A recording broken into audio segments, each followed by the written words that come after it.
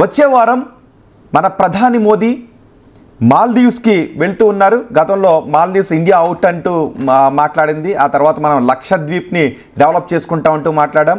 ఇప్పుడు మనం neighbourhood first అంటూ నినాదాన్ని మనం ముందుకు తీసుకువెళ్తూ ఉన్నాం.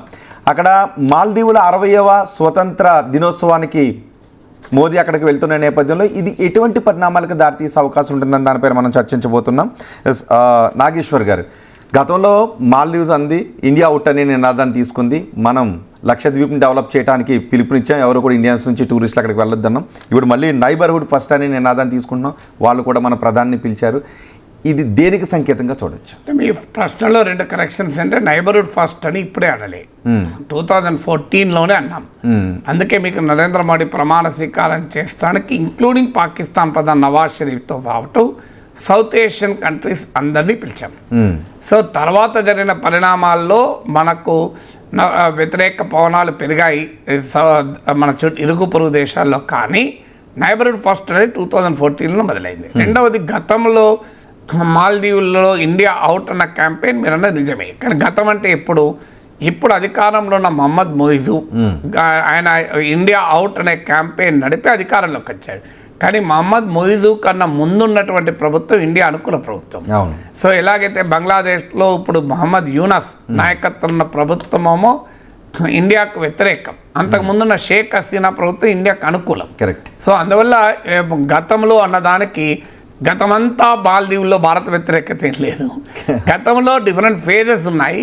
ఒక ఫేజ్లో ఇండియా అనుకూల ప్రభుత్వం ఉంది, ఒక ఫేజ్లో ఇండియా వ్యతిరేక ప్రభుత్వం ఉంది. అయినా కూడా మహమ్మద్ మొయిజు ఈ మధ్య ఇండియాకు వచ్చాడు. కారణం ఏంటంటే మాల్దీవులు ఇండియా అవుట్ అని ప్రతిపక్షంలో ఉన్నప్పుడు మాట్లాడడం సులభం, అధికారంలో ఉన్నప్పుడు అలా మాట్లాడితే నడవదు కదా. ఎందుకు నడవదు అంటే మాల్దీవ్స్ ఎకానమీ ఇండియా పైన చాలా మేరకు డిపెండెంట్. సో మీరు అన్నట్టు కరెక్ట్. అది మాల్దీవులు మన లక్షద్వీప్ పైన కామెంట్ చేసినప్పుడు బాయ్కాట్ మాల్దీవ్స్ అని ఒక పెద్ద ఉద్యమం నడిచింది. పెద్ద ఎత్తున టూరిస్ట్ బుకింగ్స్ అన్నీ క్యాన్సిల్ అయినాయి. Maldives is a wonderful country. నేను మాల్దీవ్కి వెళ్ళాను. మాల్దీవ్స్ పోలీస్ సర్వీస్ ఆహ్వానం మేరకు వాళ్ళ క్లాసులు చెప్పడానికి మాల్దీవ్స్ పోలీస్ చీఫ్ ఆహ్వానిస్తే వెళ్ళాను. నేషనల్ పోలీస్ అకాడమీలో నేను దాదాపు 15 ఏళ్ళు క్లాసులు చెప్పాను. సో అక్కడ ఒక మాల్దీవియన్ అంటే మన నేషనల్ పోలీస్ అకాడమీలో నేషనల్ అకాడమీ ఆఫ్ అడ్మినిస్ట్రేషన్ ముస్సోరిలో ఈ మాల్దీవ్స్, నేపాల్, భూటాన్ ఈ దేశాల ఆఫీసర్లు కూడా వస్తారు. సో ఈ మధ్య నేను మర్రిచెన్నారెడ్డి డిస్ట్రిక్ట్ ఉమెన్ రిసోర్స్ డెవలప్మెంట్లో 19 కంట్రీస్కు చెందిన ఇన్ఫర్మేషన్ ఆఫీసర్లు కూడా క్లాసులు చెప్పాను. సో మాల్దీవ్స్కు చెందిన పోలీస్ ఆఫీసర్ అక్కడ ట్రైనింగ్. సో ఆయన ఇన్స్పైర్ అయిపోయి అక్కడ పిలిస్తే నేను వెళ్ళాను ఫ్యామిలీతో. ఇది వండర్ఫుల్ నేషన్. మొత్తం చిన్న చిన్న ఐలాండ్స్, ఎయిర్పోర్ట్ ఒక ఐలాండ్, క్యాపిటల్ ఒక ఐలాండ్, ఒక పోలీస్ స్టేషన్ ఒక ఐలాండ్ ఉంటుంది. రాత్రి 2 దాకా స్పీడ్ బోట్స్ నడుస్తాయి. So it's a beautiful country, అనుమానం లేదు. అందులో అక్కడ ఇస్లామిక్ శక్తులు పెరుగుతున్నాయి, అదొక ఆందోళన కలిగించే అంశం. అందువల్ల ఇవాళ మాల్దీవ్స్లో పెరుగుతున్న ఇస్లామైజేషన్ ట్రెండ్ వల్ల ఇండియా పట్ల వ్యతిరేకత. మీరు మాల్దీవ్స్ అయినా బంగ్లాదేశ్ అయినా ఈ దేశాల్లో ఇస్లామిక్ ఫోర్సెస్ పెరుగుతున్న కొద్దీ ఇండియాకు వ్యతిరేక పవనాలు వస్తాయి. అందువల్ల ఆడ ఇస్లామిక్ ఫండమెంటలిజం పెరుగుతాయి. సరే, ఎందుకంటే అందువల్ల మొదలు మాల్దీవులు, బంగ్లాదేశ్ లాంటి దేశాల్లో పెరుగుతున్న ఇస్లామిక్ ఫండమెంటలిజాన్ని కౌంటర్ చేయడం ఇండియన్ ఇంట్రెస్ట్లో కీలకం. ఎందుకంటే ఇస్లామిక్ ఫండమెంటలిజం పెరిగిన కొద్దీ భారత వ్యతిరేక ధోరణి పెరుగుతుంది. ఇది మొదటి సమస్య. రెండవది ఏంటంటే మీకు చైనీస్ ఇన్ఫ్లుయెన్స్. ఇప్పుడు మొత్తం మన నైబర్హుడ్లో చైనా డామినేషన్ ఎక్కువ. మీకు పాకిస్తాన్, చైనా ఒక బలమైన నెక్సెస్ మనం ఇటీవల కూడా చూసాం. 81% of Pakistan defence import, military import China నుంచి. నేపాల్, చైనాకు చాలా దగ్గరి సంబంధాలు. నేపాల్ ఏకంగా మీకు కొన్ని ఏరియాలు, భారత ఆధీనంలో ఉన్న కొన్ని ప్రాంతాలని తమ దేశంలో భాగంగా వాళ్ళొక్క మ్యాపే తయారు చేసి పార్లమెంట్ ఆ మ్యాప్ను ఆమోదించింది కూడా.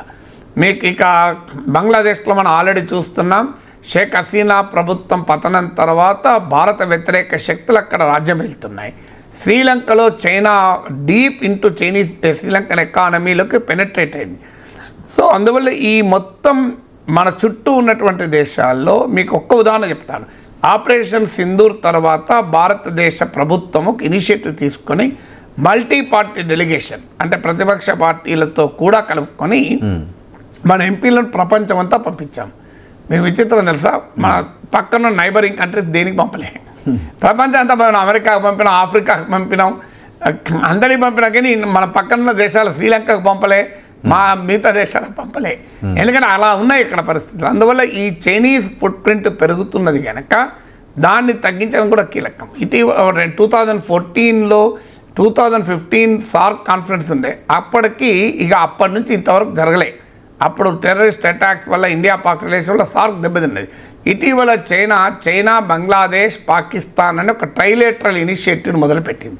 అఫ్కోర్స్ అది సార్క్కు పోటీ కాదు అని అధికారికంగా అంటున్నా, ఆ ట్రెండ్ చూస్తుంటే సార్క్ ఒక డిఫంక్ట్ కావడంతో దానికి ఒక కౌంటర్ ఫోర్స్ ఇనిషియేటివ్గా ఎమర్జ్ అవుతుంది.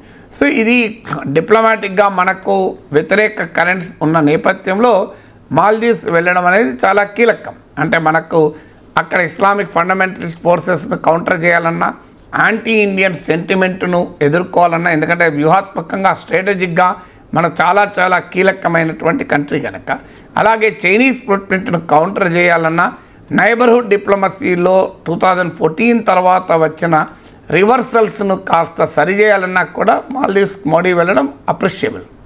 ఓకే, అసలు మాల్దీవులకు మన అవసరం, మనకి మాల్దీవుల అవసరం ఎలా చూడొచ్చు?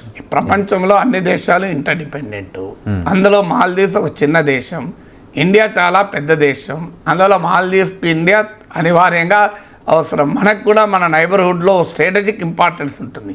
ఇప్పుడు ఒక భూమి మీకు ఎకనామిక్ ఇంపార్టెన్స్ మన కన్నా కూడా వ్యూహాత్మక ఇంపార్టెన్స్ ఉంటుంది. ఉదాహరణకు మీకు డిగో గార్షియా అని ఇండియన్ ఓషన్లో ఒక చిన్న ఐలాండ్ ఉంది. ఐలాండ్ అది దాదాపు మనుషులు కూడా ఎంతమంది ఉంటారో డౌటే, ఉండరో కూడా డౌటే, కానీ అది ఒక యుఎస్ మిలిటరీ బేస్. సో అది మనం ఎప్పటి నుంచో ఇండియన్ ఓషన్లో ఉన్న డిగో గార్షియా పైన మన ఆందోళన వ్యక్తం చేస్తున్నాం. అది ఐలాండే కదా అని వదిలేయం కదా, అంటే స్ట్రాటజిక్ ఇంపార్టెన్స్ ఉంటాయి. సో మీకు ఆ స్ట్రాటజిక్ ఇంపార్టెన్స్ రీత్యా మనకు పొరుగు దేశాల్లో ఉండేటువంటి పరిణామాల పట్ల మనం జాగ్రత్తగా ఉండాలి. ఆ డిప్లొమసీ మనం మెయింటైన్ చేయాలి. వరల్డ్లో మీకు ఒక దేశము మరో దేశం సంబంధాలు లేకుండా ఉండవు కదా.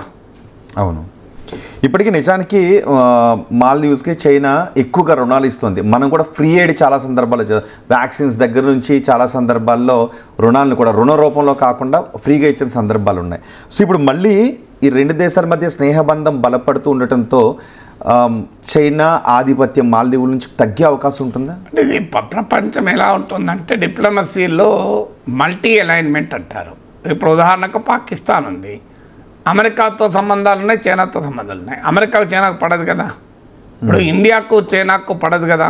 కానీ మనం చైనాతో ఎన్ని కూటమిలో ఉన్నాం, షాంఘై కోఆపరేషన్ ఆర్గనైజేషన్లో ఉన్నాం, బ్రిక్స్లో ఉన్నాం, బ్రెజిల్, రష్యా, ఇండియా, చైనా. ఇప్పుడు ఇటీవల రష్యన్ డిప్యూటీ ఫారెన్ మినిస్టర్ ప్రకటించాడు, రష్యా, ఇండియా, చైనా ట్రైకా అంటారు. అంటే ఈ మూడు దేశాల సమిష్టి వేదికది. దాన్ని యాక్టివేట్ చేసేటువంటి ప్రయత్నం జరుగుతోంది. ఈ మధ్య రాజ్నాథ్ సింగ్, జయశంకర్లు చైనా వెళ్ళారు. మరి ఇది ఎలా జరుగుతుంది? మనకు చైనా ఇది one of the largest trading partner for India. ఒకసారి అమెరికా ఉంటుంది నెంబర్ 1, ఒక టైంలో చైనా ఉంటుంది. మరి ఇండియాకు చైనాకు మధ్య గాల్వాన్ లాయల్లో అంత పెద్ద గొడవ జరిగితే మరి చైనాకు మనకు ట్రేడ్లో మనం ఇది the biggest trading partner China. మరి అమెరికాకు లార్జెస్ట్ ట్రేడింగ్ పార్ట్నర్ చైనానే. సో మరి అమెరికా చైనా మధ్య రోజు వివాదాలు ఉండవా? సో ఇప్పుడు ఇలా మల్టీ అలైన్మెంట్ అంటారు. ఉదాహరణకు మనకు అమెరికాతో మంచి సంబంధాలు ఉన్నాయి, అమెరికా శత్రువు రష్యాతో కూడా మనకు మంచి సంబంధాలు ఉన్నాయి. అమెరికా వద్దన్నా రష్యా నుంచి మనం ఆయిల్ కొంటున్నాం. సో అందువల్ల దీన్ని మల్టీ అలైన్మెంట్ అంటారు. ఇప్పుడు అమెరికా యూరప్ మిలిటరీ అలయన్స్ కూడా ఉంది. మరి చైనాకు అమెరికాకు పడదు, కానీ చైనా యూరప్ మధ్య బ్రహ్మాండమైన రిలేషన్స్ ఉన్నాయి, డీప్ ఎకనామిక్ రిలేషన్స్ కూడా ఉన్నాయి. సో అందువల్ల ప్రపంచంలో ఇప్పుడు ఉదాహరణకు ఆఖరికి ఇండియా తాలిబాన్లతో కూడా సంబంధాలు పెట్టుకుంటున్నాం. ఎందుకంటే పహల్గాం దాడులు తాలిబాన్ ఖండించింది, పాకిస్తాన్కు వ్యతిరేకంగా తాలిబాన్ ఉంది.